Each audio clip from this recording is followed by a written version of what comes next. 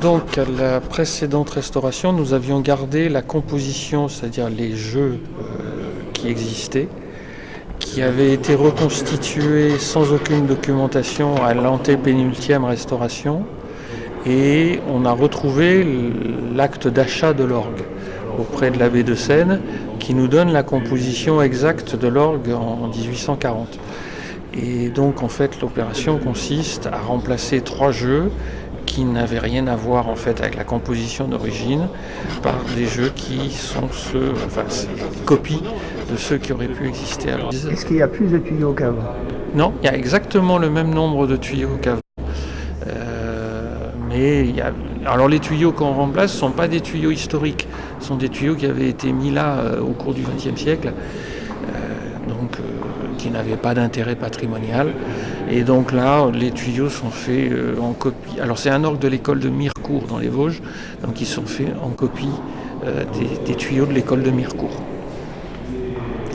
Comment dire, au niveau restitution sonore, qualité, est-ce que notre oreille serait capable de déceler? Je pense. Il y avait un jeu qu'on appelle une tierce, qui sonne donc mi quand on appuie sur do, qui donne un timbre très particulier, qui était pratiquement inutilisable, en tout cas inutilisable avec la lecture des cylindres, parce que ça brouille la polyphonie. Vous vous doutez, quand vous jouez un accord, vous jouez do mi sol, et en même temps que do mi sol, vous entendez mi sol si qui vient se superposer. Dans des musiques en accord, ça marche pas très bien. Donc là, on a des jeux qui marchent, ils jouent la note qu'on joue, donc on va pouvoir les mélanger au reste. Et le jeu qui est en train d'être posé, c'est un jeu de trompette qui a beaucoup d'éclat et qui, dans l'acoustique de l'abbatiale, à lui tout seul, remplit, sonne comme une fanfare dans l'abbatiale. Et ça, c'est important. Oui, ça a beaucoup d'éclat. Et je pense qu'effectivement, les auditeurs vont entendre la différence. Et j'en reviens au début, parce que je fais les choses à l'envers. Votre rôle ici consiste en quoi lors de cette réunion? Alors moi je suis le maître d'œuvre, donc je suis technicien conseil agréé par l'État pour les orgues historiques. Oui. L'orgue étant classé, on est obligé de passer par un maître d'œuvre agréé. Donc en fait, j'ai fait la conception, le cahier des charges, et je surveille les travaux, et quand ils seront terminés, je ferai la réception des travaux. Je prends une proportion du diamètre. Alors je vais prendre 5 quarts du diamètre. Alors je prends un diamètre intérieur, puis je le reporte là, comme ça. Là, ça veut dire là où je vais couper le tuyau. Je vais le couper là. Non, mais après on fait ça plus proprement. Et après vous...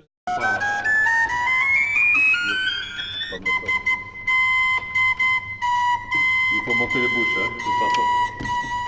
Cet instrument, fabriqué à Mirecourt, dans les Vosges, est arrivé à Airvault en 1839 et installé à la tribune, au fond de l'église. Il était installé derrière une façade de tuyaux, un jeu de principal de 8 pieds qu'on appelle une montre. La plupart des orgues de Mirecourt étaient installés derrière des faux tuyaux. Ici, les tuyaux parlaient et étaient raccordés à l'orgue par des petits tuyaux qui portaient le vent. Et donc ici, qu'est-ce que vous avez fait? Là j'installe ce jeu neuf, et donc les tuyaux ils sont encore bruts. Bon, alors je les ai fait marcher en atelier, et puis maintenant je les fais marcher sur place, quoi. Et donc il faut les harmoniser, c'est-à-dire qu'ils marchent bien ensemble, quoi. Voilà. Et donc cet instrument fonctionnait pour la musique de chant avec les chantres qui se trouvaient eux au lutrin, sur plis, soutane, accompagnés d'un ophicléide, et ils ne les accompagnaient pas, c'était un dialogue. Premier couplet pour l'orgue, deuxième couplet pour les chantres, et ainsi de suite. Et la musique dite d'orgue, c'était de la musique d'opéra, de la musique théâtrale, de la musique de danse, beaucoup de musique dont on n'a pas encore trouvé l'origine, c'est un de nos problèmes. Et le pape, en 1903, va décider que non, ça n'est plus possible que l'on utilise cette musique pour la liturgie, et il va donc faire une loi, en quelque sorte, un motu proprio, et qui demande aux ecclésiastiques de revenir surtout au grégorien et d'abandonner la musique dite théâtrale.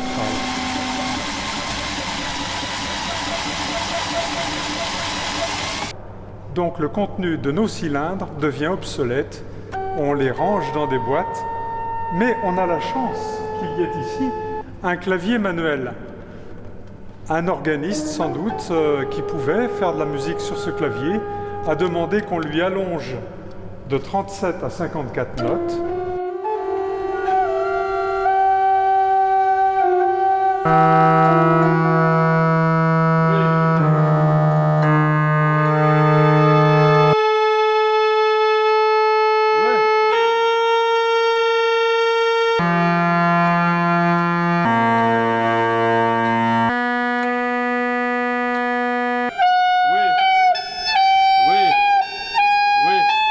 Et on a placé les tuyaux supplémentaires dans un espace dans le buffet.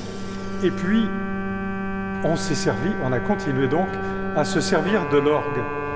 Alors que si ce clavier n'avait pas été installé, eh bien il aurait fallu vendre les tuyaux, et l'orgue, comme bien d'autres instruments de cette espèce, aurait été échangé contre un harmonium, dont c'était la mode à cette époque. Sur le cylindre qui est installé dans l'orgue, on a une petite marche qui, oui c'est une marche à vrai dire, qui débute la messe, puis le Kyrie, donc alternance avec les chantres, puis le Gloria, alternance avec le chantre, et enfin l'offertoire. Et cela illustre mon propos de tout à l'heure. L'offertoire, c'est un moment de l'ouverture de l'opéra Don Giovanni de Mozart. C'est ce que je vais vous interpréter maintenant.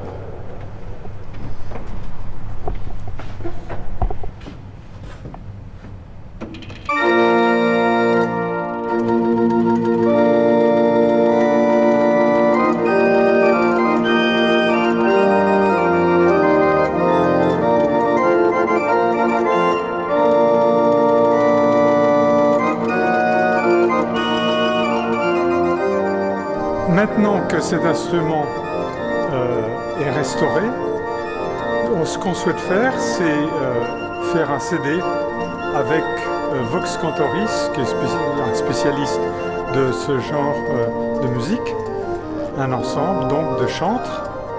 Et puis, ce que nous aurions à faire en musicologie, si je peux dire, c'est identifier des airs, voilà, dont on ne sait pas leur provenance, et pour ça on aurait besoin de l'aide, pas forcément d'organistes, mais de musiciens connaissant bien cette période qui, disons, la Restauration, l'Empire.